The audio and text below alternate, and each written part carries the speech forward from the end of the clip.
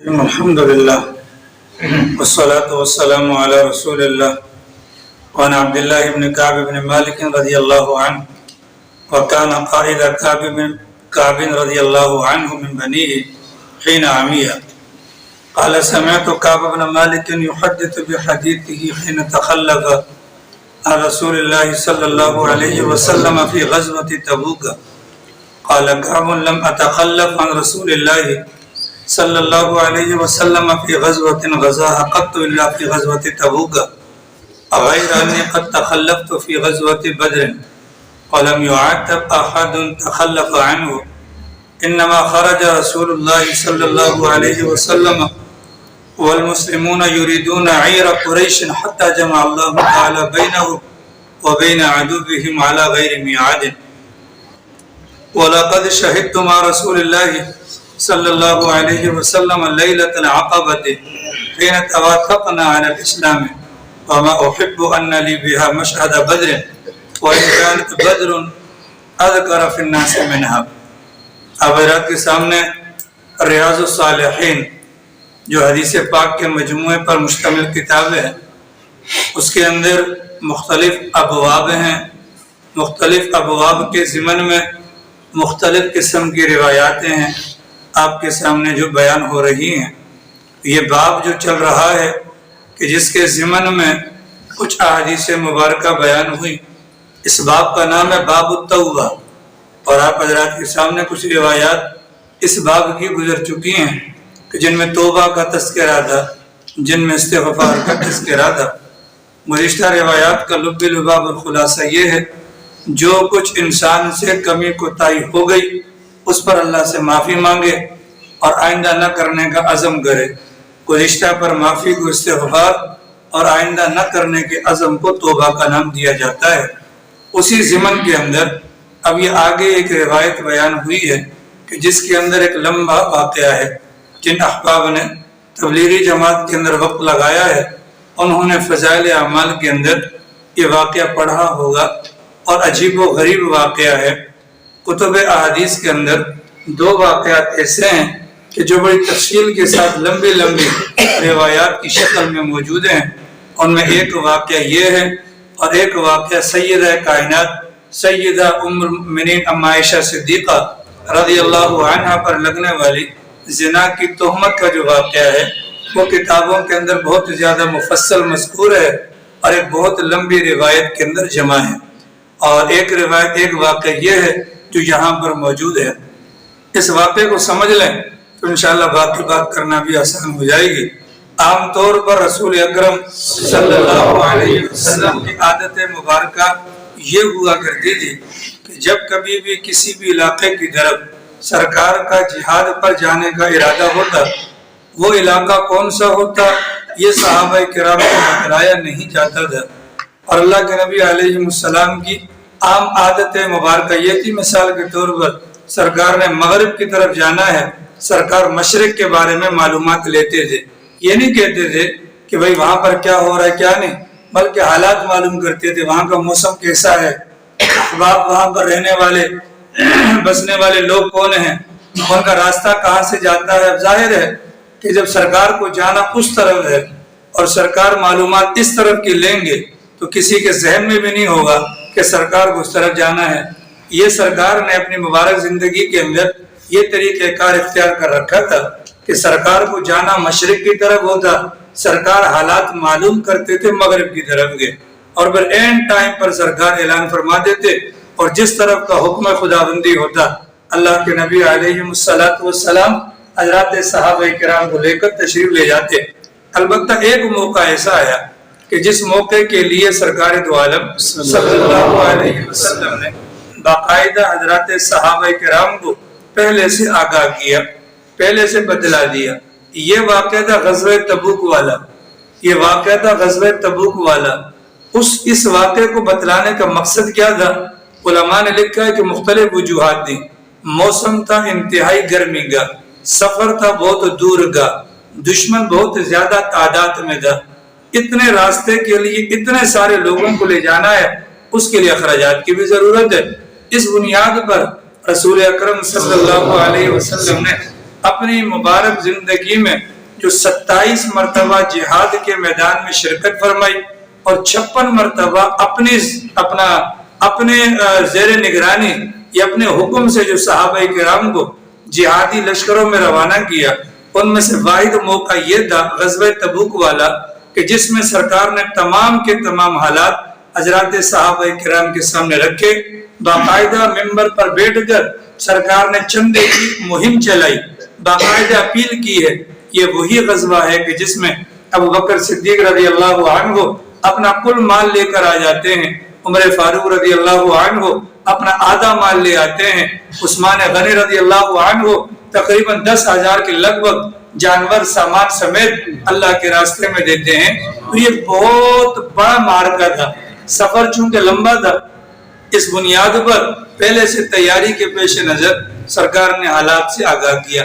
اللہ کی شان یہ ہے کہ جس موقع پر اس سفر پر روانہ ہونا تھا تو گرمی کا زمانہ تھا، اور آپ جانتے ہیں کہ مدینہ الرسول یہ حجاز مقدس کے اندر بسنے والے جو لوگ ہیں ان کا ذریعہ معاش یہ اپنا کھجور ہوتی ہے، ان کا ذریعہ معاش یہ کھجور ہوتی ہے، اور کھجور پکتی ہے گرمی کے موسم میں، اور پورے سال کے اندر ایک ہی مرتبہ پھل آتا ہے جس پر پورے کے پورے سال کی روزی کا دار و مدار ہوتا ہے۔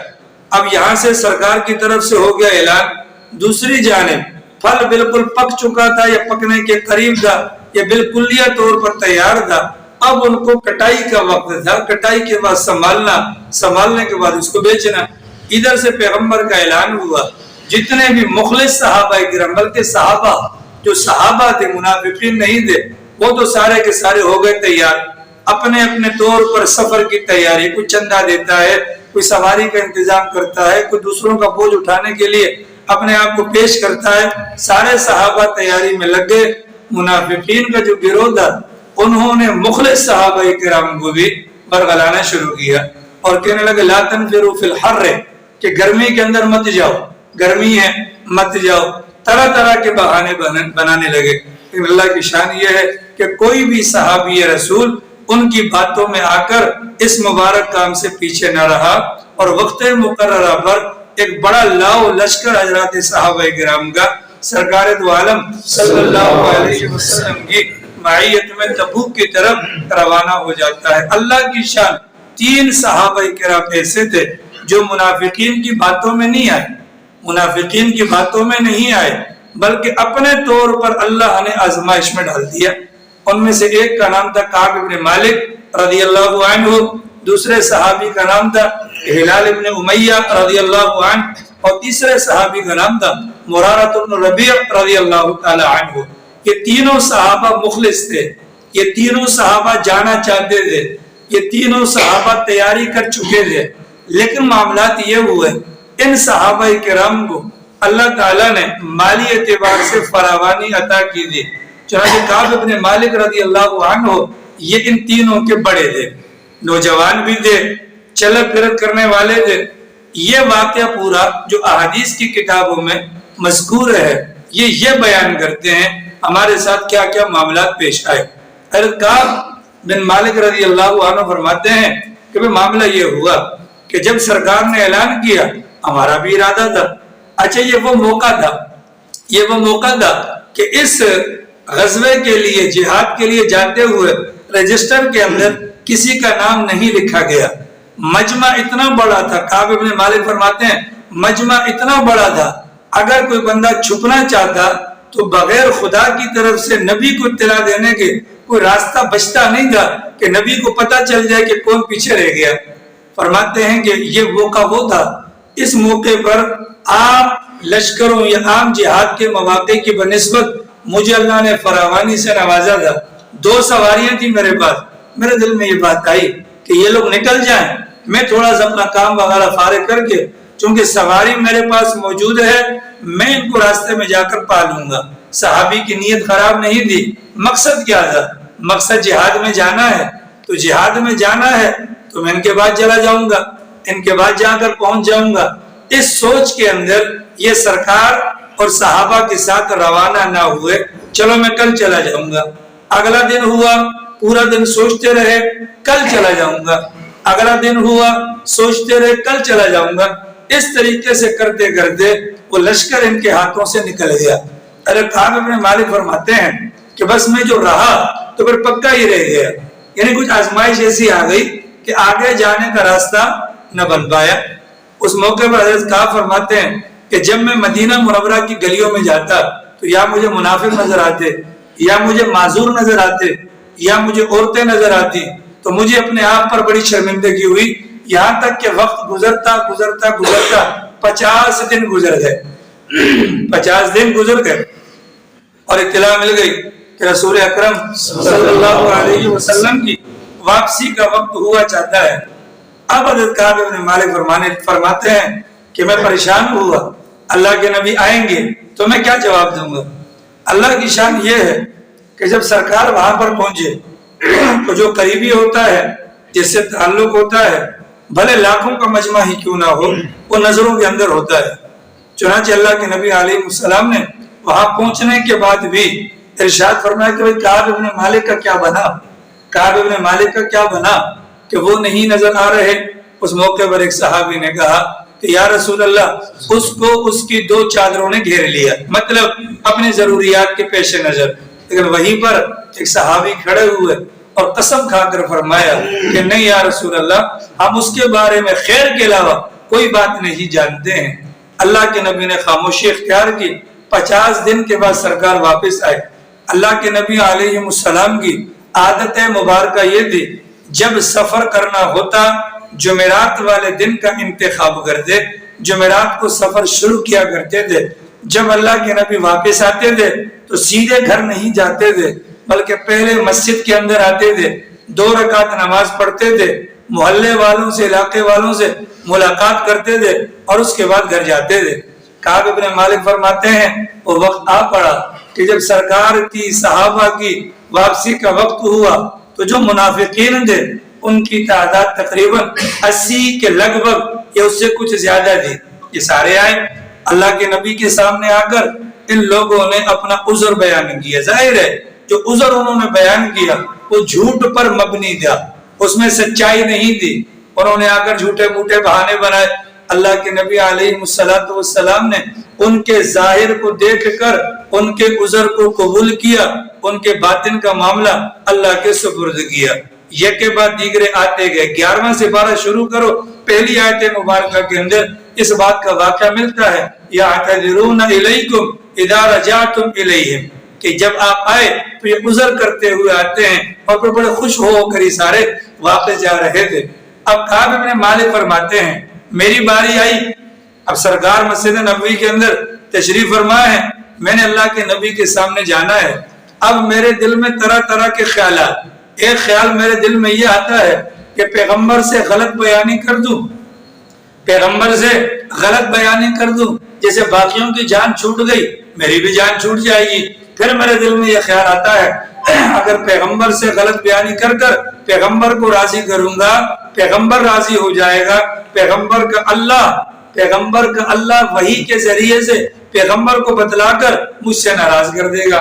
عجیب و غریب کشمکش دی. فرماتے اس ارادے کے ساتھ میں مسجد کی طرف گیا اور میں نے دل میں تہیہ کر لیا کہ جو ہوا سو ہوا, اب جو ہو چکا ہے اس کو مزید معاملات کو بگاڑا نہ جائے. میں سرکار کو جا کر ساری بات سچی سچی بتا دوں گا. چونکہ قصور کر بیٹھا ہوں کہ سرکار کے ساتھ نہیں گیا, اب اس کی سزا بھگتنے کے لیے میں تیار ہوں. فرماتے ہیں کعب بن مالک رضی اللہ تعالی عنہ مسجد رسول کے اندر سرکار دو عالم صلی اللہ علیہ وسلم تشریف فرماتے. میں جیسے ہی اللہ کے نبی کے پاس گیا میں نے سرکار کو سلام کیا. سرکار نے میرے سلام کا جواب دیا اور مسکرا کر ناراضگی کے ساتھ پوچھا کہا کیا ہوا, آپ کہاں تھے؟ حضرت کہا فرمانے لگے یا رسول اللہ اگر آپ کے علاوہ کوئی بندہ ہوتا اس کے سامنے مجھے صفائی دینا ہوتی تو آپ جانتے ہیں کہ میں اس کو اپنی باتوں کے اندر لا کر اپنا دامن صاف کروا لیتا. لیکن آپ کا معاملہ ایسا ہے اگر میں آپ کے سامنے غلط بیانی کروں گا اللہ وحی کے ذریعے سے آپ کو میرے معاملات پر مطلع کر دے گا. یا رسول اللہ کوئی بھی غلطی یا کوئی بھی مجبوری نہیں تھی. پہلے کے مقابلے میں اللہ نے سہولیات بھی دی تھی، اللہ نے 2 سواریاں بھی دی تھی، آج کل کے چکر میں رہ گیا۔ اب سچ بول دیا، اب جب سچ بول دیا اللہ کے نبی نے منافقین کو تو معاف کر دیا تھا، لیکن یہ اپنے تھے، اس بنیاد پر گھر کے فرد جو ہوتے ہیں ان کے ساتھ تعلق بھی عجیب و غریب ہوتا ہے۔ اللہ کے نبی نے فرمایا ٹھیک ہے پھر آپ جائیے، آپ کا فیصلہ اللہ کی ذات کرے گی۔ کعب بن مالک وہاں سے روانہ ہوئے، فرماتے ہیں کہ پریشان ہوا، قبیلہ بنو سلمہ کے لوگ میرے پیچھے ہو لیے اور کہا کہ کعب آج تک ہم نے نہیں سنا کہ تجھ سے کوئی گناہ سرزد ہوا ہو، اگر آج جھوٹ بول کر غلط بیانی کر کے تو اللہ کے نبی سے معافی مانگ لیتا، اللہ کا نبی تیرے لیے ہاتھ اٹھا دیتا، اللہ بھی تجھے معاف فرما دیتا۔ کعب بن مالک فرماتے ہیں ان لوگوں کی بات سن کر تھوڑی سی دیر کو میرے دل میں بھی خیال آیا کہ میں سرکار کے پاس دوبارہ جاؤں اور پہلی والی بات کو جھٹلا دوں اور اللہ کے نبی سے معافی مانگ لوں تاکہ اللہ کا نبی دعا کر دے، اللہ بھی مجھے معاف کر دے گا۔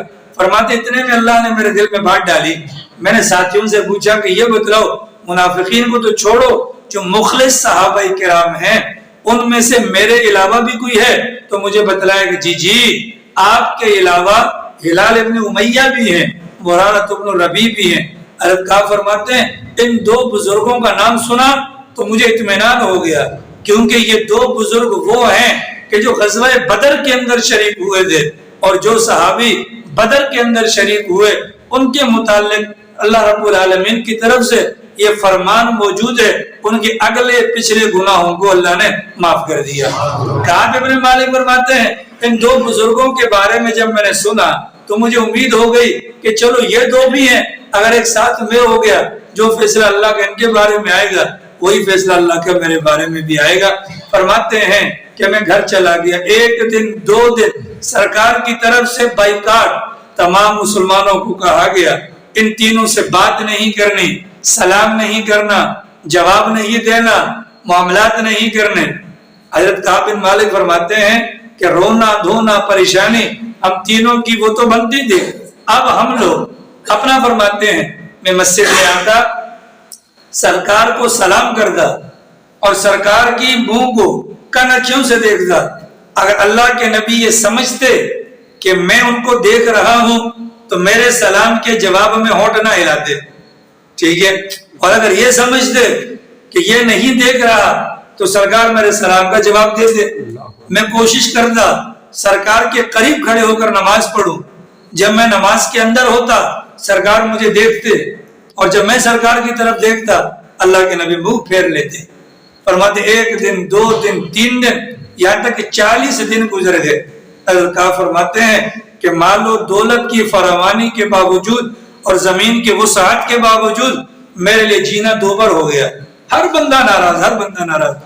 فرماتے ہیں کہ میرے چچا جان بھائی حضرت طلحہ، حضرت ابو قتادہ، میں ان کے باغ میں گیا، دروازہ بجائے تو کھولے نہیں، دیوار پلانگ کر میں گیا، وہ سامنے کھڑے تھے، میں نے سلام کیا، جواب نہیں دیا، میں نے چیخ کر کہا کہ میں تمہیں اللہ اور اس کے رسول کا واسطہ دیتا ہوں، کیا تم بتلاؤ، کیا تم اس بات کے گواہ نہیں ہو کہ میں اللہ اور اس کے رسول سے محبت کرتا ہوں؟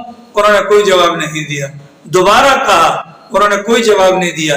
تیسری مرتبہ جب میں نے کہا، انہوں نے صرف اتنا کہا اللہ اور اس کے رسول ہی بہتر جانتے ہیں۔ فرماتے اسی دوران میں بازار کے اندر تھا، شام کا ایک تاجر جو منڈی کے اندر بھاؤ تاؤ کرنے کے لیے آتا ہے، اس کی آواز سنی، وہ لوگوں سے میرے بارے میں پوچھ رہا تھا یہ کعب بن مالک کون ہے؟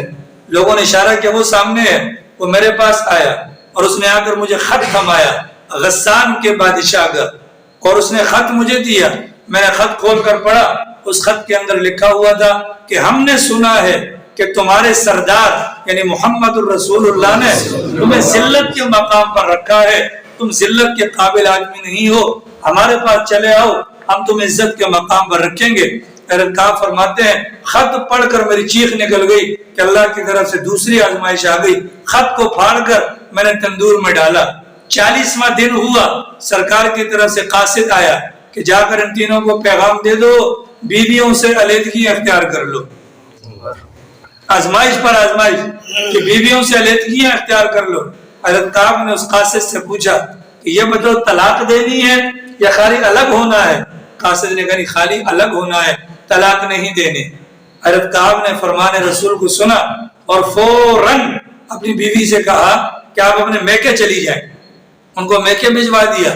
اس کے بعد ہلال ابن امیہ کی بیگم بھی چلی گئی اور اپنا مرارۃ ابن ربیع کی بیگم بھی چلی گئی۔ ہلال ابن امیہ یہ بوڑھے آدمی تھے، بیگم بھی بوڑھی تھی ان کی، چنانچہ ان کی بیگم نے آ کر رسول اکرم صلی اللہ علیہ وسلم کی خدمت میں اپنا عرض کی کہ یا رسول اللہ، شوہر میرا بوڑھا ہے، گھر پر خادم میں کوئی نہیں، اگر آپ اجازت دیں اس کی خدمت بدارت کے لیے۔ اللہ کے نبی نے فرمایا خدمت کر سکتی ہو لیکن اس کو قریب مت آنے دینا۔ 40 دن گزر گئے، اب آگے والے جو 10 دن تھے اس پریشانی کے اندر کہ تنہائی کے عالم کے اندر کعب بن مالک فرماتے ہیں کہ میں ٹھہرا رہا یہاں تک کہ 50 دن پورے ہو گئے۔ سرکار کو بھی 50 دن لگے تھے واپسی تک، تو یہاں پر بھی 50 دن پورے ہوئے۔ فرماتے ہیں 50ویں دن کے پورا ہونے کے بعد فجر کی نماز کے موقع پر وہاں سے ایک سوار دوڑتا ہوا آیا اور مبارک ہو مبارک ہو مبارک ہو کا پیغام دیتا ہوا آ رہا تھا۔ کعب فرماتے ہیں کہ جو ہی میں نے یہ الفاظ سنے اس وقت میرے پاس جسم پر موجودہ کپڑوں کے علاوہ اور کوئی چیز تحفہ دینے کے لیے نہ تھی۔ اس آنے والے کو میں نے وہی اپنے کپڑے اتار کر دیے اور 2 کپڑے میں نے ادھار لیے اور وہ پہن کر بھاگم بھاگ رسول اکرم صلی اللہ علیہ وسلم کے پاس گیا۔ فرماتے ہیں سرکار حضرات صحابہ کرام کے مجمع کے اندر بیٹھے ہوئے تھے، سب سے پہلے حضرات صحابہ کرام میں سے مہاجرین مکہ میں سے حضرت طلحہ رضی اللہ عنہ اٹھے اور مجھے سینے سے لگایا اور مجھے مبارکباد دی۔ حضرت کعب فرماتے ہیں کہ یہ بات حضرت طلحہ کا اٹھ کر مجھے مبارکباد دینا یہ مجھے ہمیشہ یاد رہے گا۔ اس خوشی کے موقع پر ان کا میرے استقبال کے لیے کھڑا ہونا اور باقی کسی کا نہ کھڑا ہونا یہ ان کا مجھ پر بہت بڑا احسان ہے۔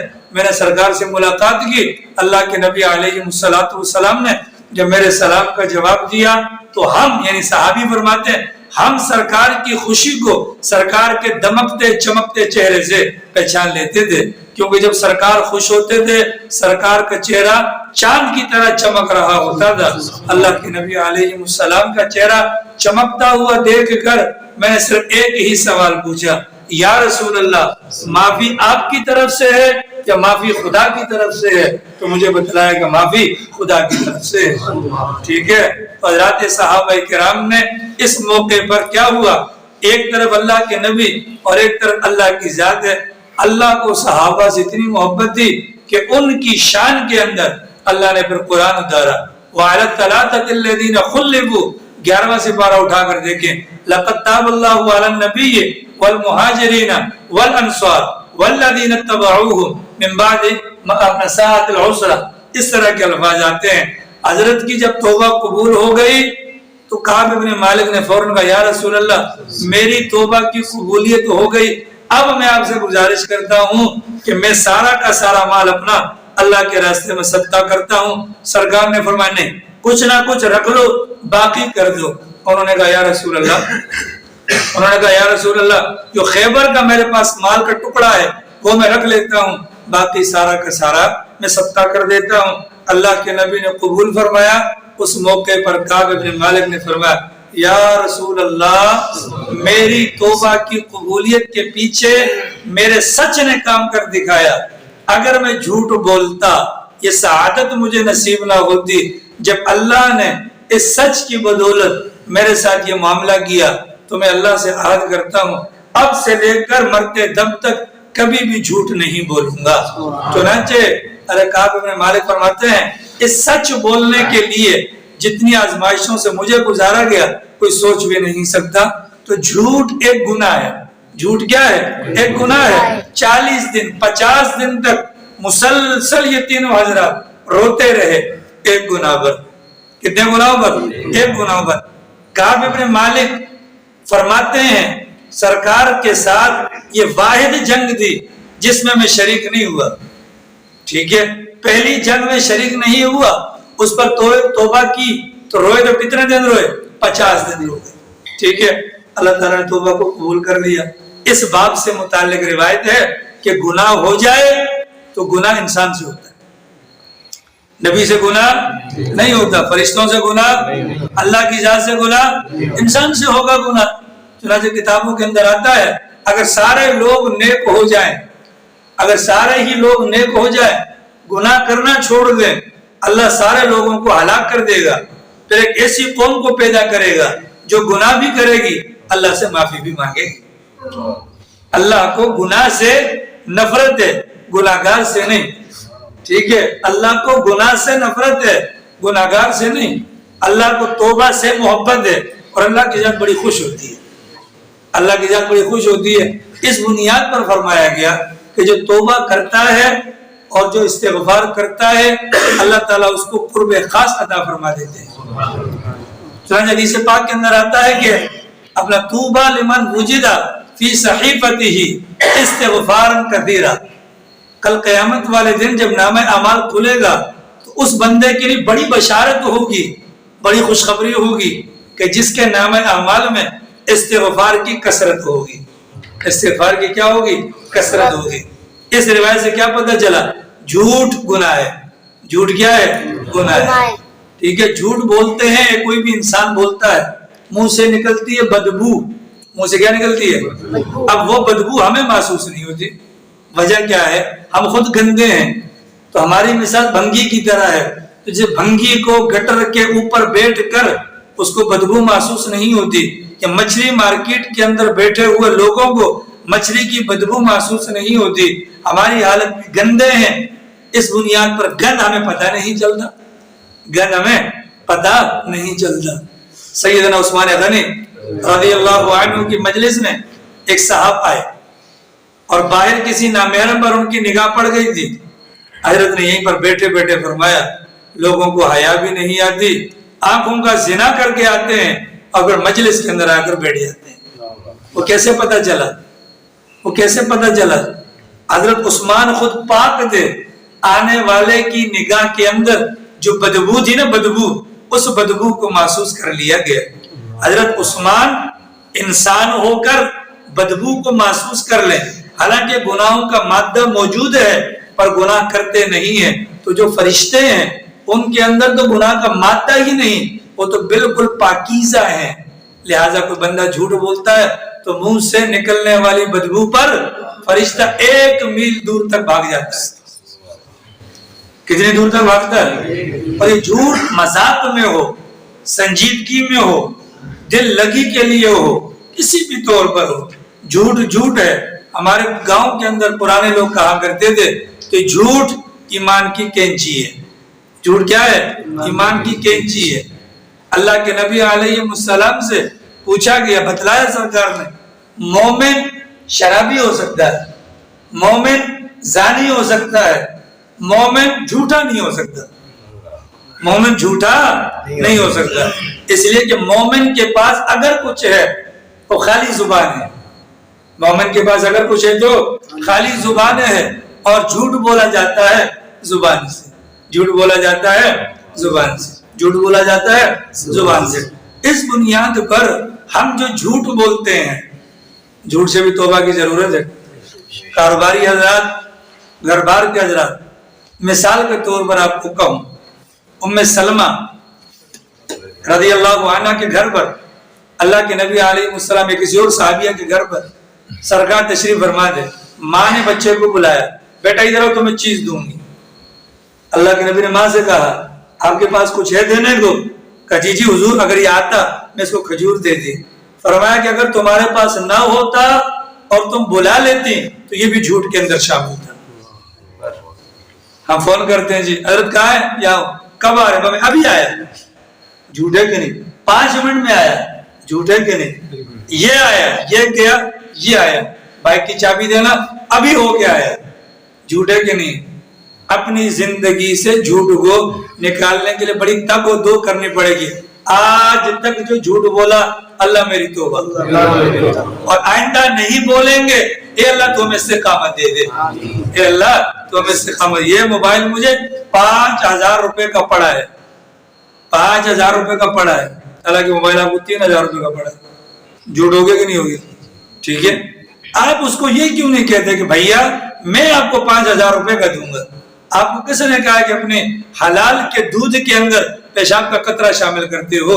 سرکار نے فرمایا جھوٹی قسم کھانے سے مال بک جائے گا، برکت اڑ جائے گی.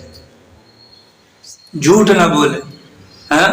جھوٹوں نے کہا ہے جھوٹوں سے سچ بولو. سرکاری اعلان ہوا ہے سچ بولو.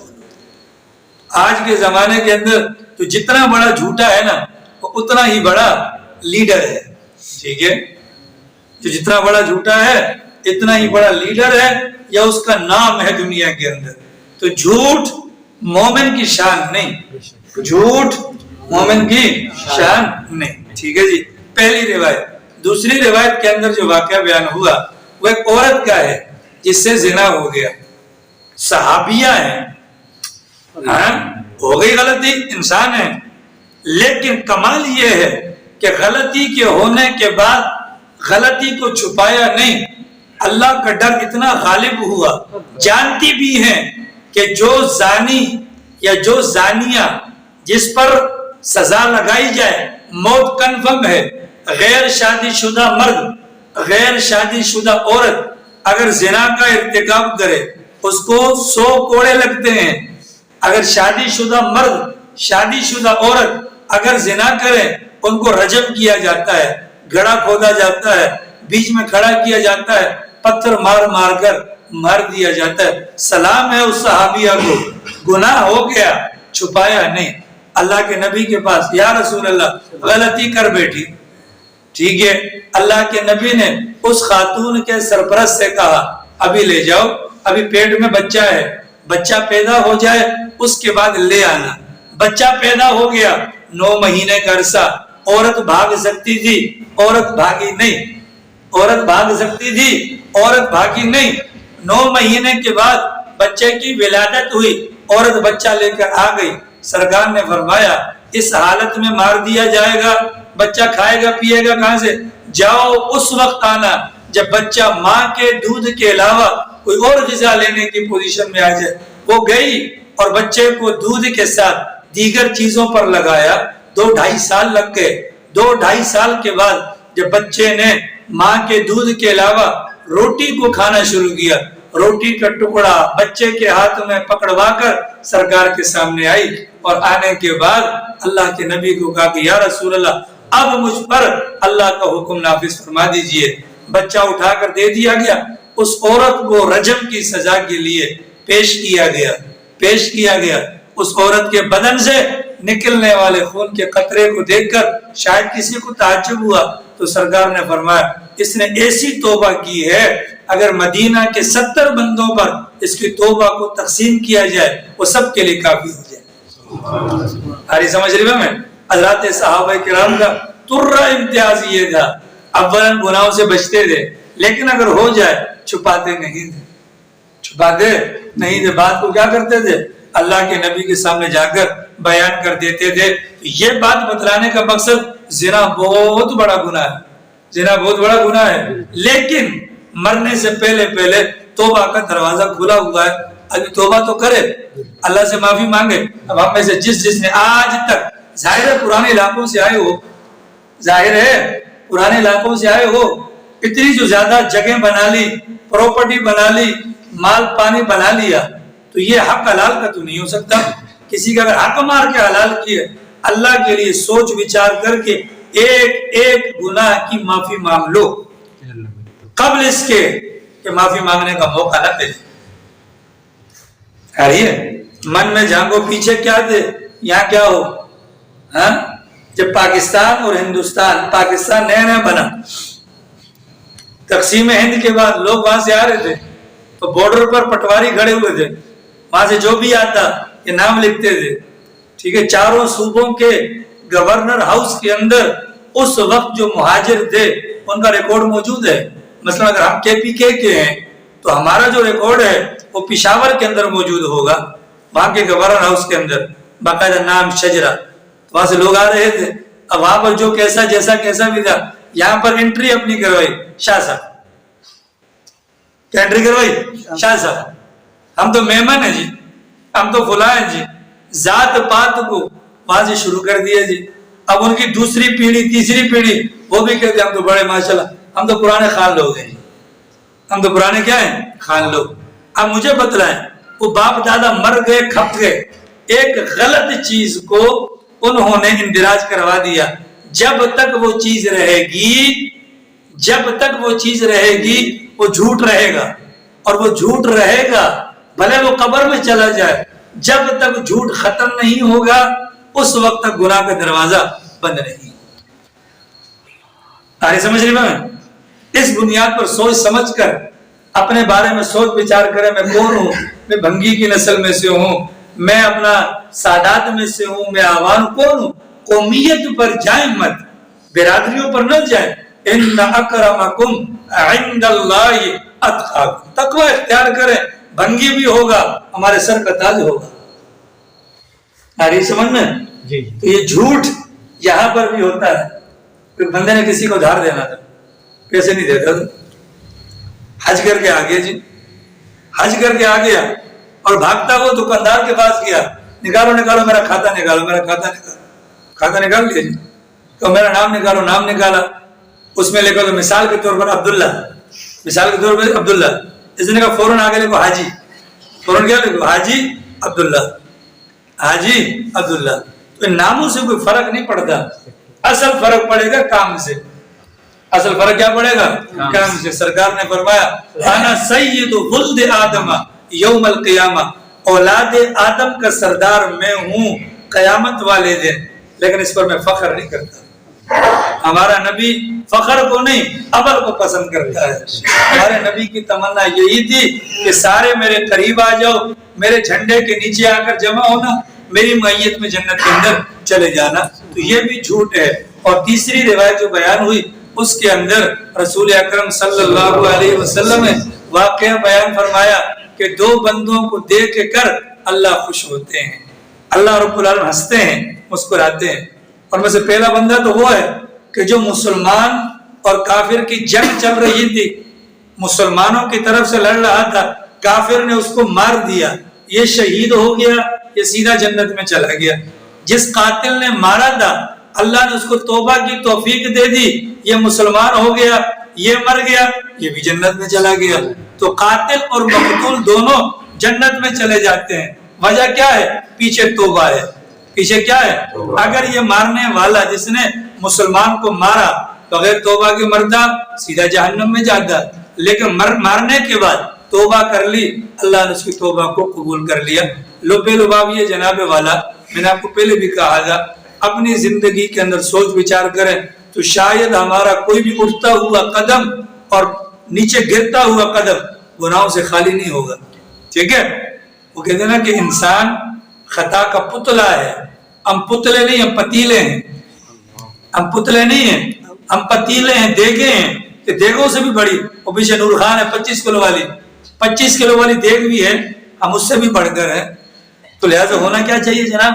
ہمیں معافی مانگنی چاہیے، ایک ایک گناہ، ایک ایک گناہ۔ رات کو جب لیٹنے لگے چوں کر کے لیٹا کرے اپنا محاسبہ کرنے کے لیے، اور سوچا کرے فجر گول ہو گئی گناہ، غیبت کر لی گناہ، ہاں بد نظری کر لی گناہ، زبان کا غلط استعمال گناہ، کان، سوچ، فکر، اعضاء سب کچھ گناہ۔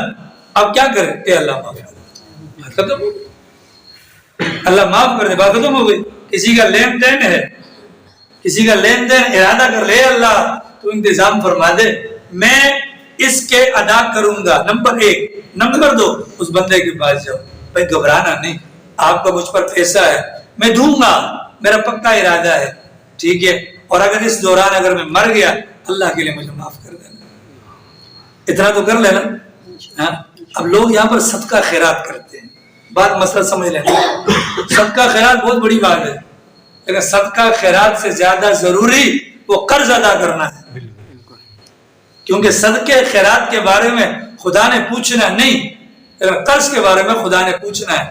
میری آپ تمام حضرات سے گزارش ہوگی، جس پر دیکھو صحابی رسول پر قرض تھا 2 درہم کا، جنازہ رکھا ہے، سرکار نے پڑھانے سے انکار کر دیا۔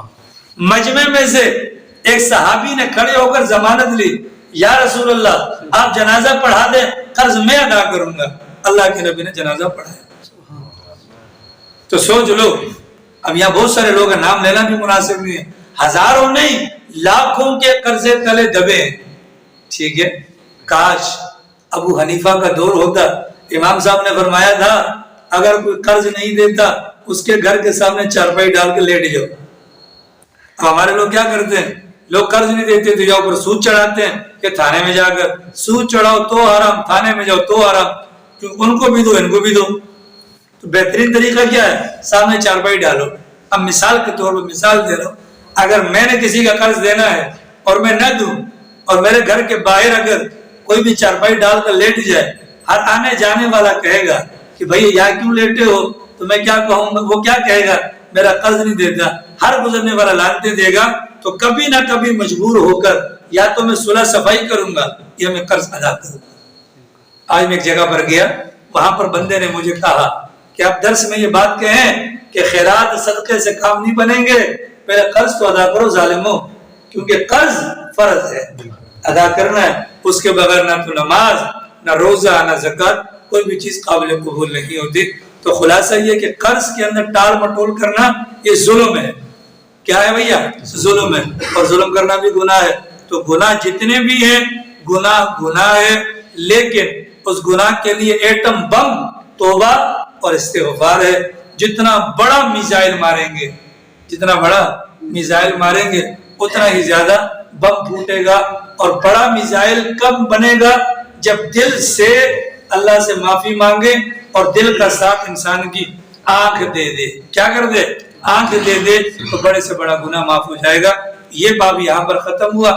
اس کے بعد باب الصبر آتا ہے، اس کے متعلق انشاءاللہ آئندہ کل بیان کیا جائے گا. اللہ پاک توفیق عطا فرمائے.